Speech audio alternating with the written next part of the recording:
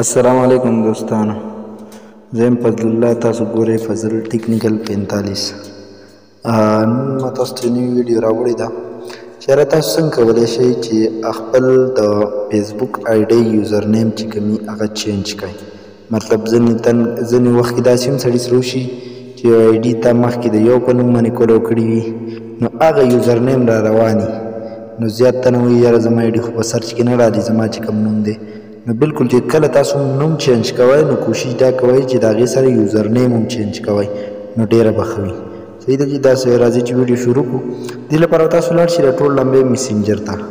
میسنجر چې کولو کړو د دې نه پس به بیا تاسو په دې 3 ډاټ کلیک کړئ. ټیک شو، میں نے کلک کو بیا بدل تراشی دی سیٹنگ تا دیتے دی باندې چې کلیک کو لګ لاندې براشه بدل تاسو کته شي یوزر نیم، بس په دې باندې به کلیک وکړئ. دلته دې ایډیټ یوزر نیم په دې باندې به کلیک وکړئ.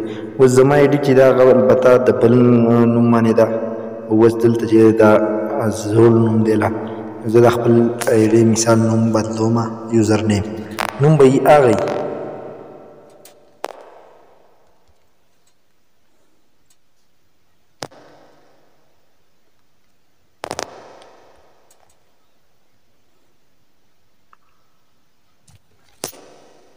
ټیک شو، په دې سیو باندې به کلیک وکړئ.